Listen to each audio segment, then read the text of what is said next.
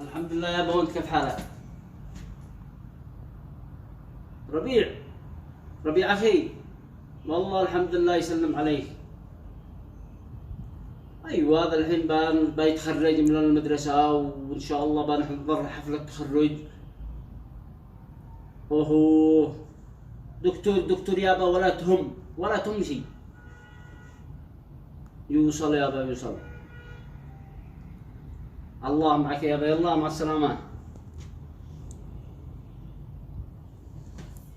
ايش بتفعل يا ربيع؟ ايش بتفعل يا ربيع؟ اصبر يا ربيع ربيع. يا ربيع، اجعل لك شحن تلفون واشرب لك سيجاره وفتن تمتع. ايش نقصين بس. قال لك عم حزنا ما لقاك مليان كيف. شرب علي شرب. ايش معك مذاكره؟ والله ما انت متخرج ولا انت فاعل شيء. لو تخرج بكالوريوس انك مكانك بين البطاط ولا تصير تبيع طماط ولا سمكري ولا شرب فتين. هذا لقاك ما خلينا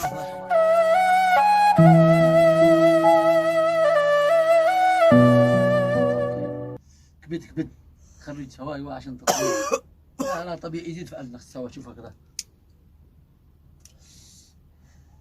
اشرب نرفل ونخزن لها صبح.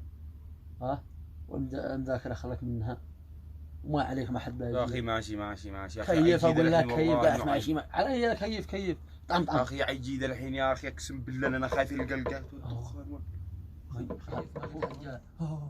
منو هذا الحين؟ ما هو شيء اخوك. لا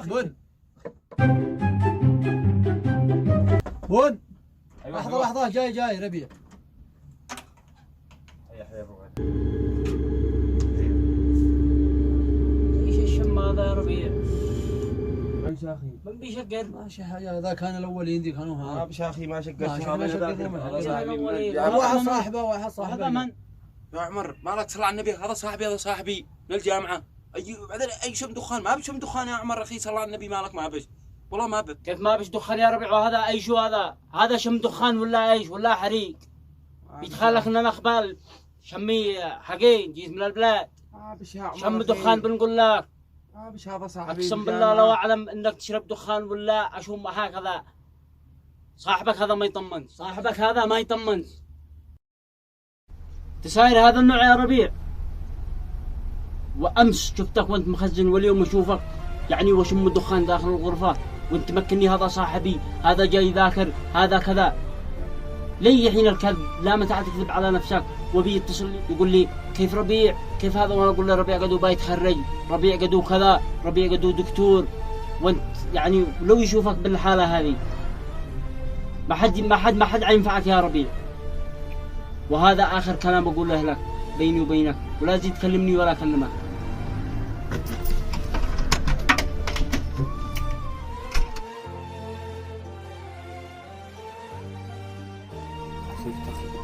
صرت أبي جالس يشقى علي علشان العلم، جالس يتعلم، جالس يدرس وأنا جالس في عرقلي معنا صاحبي.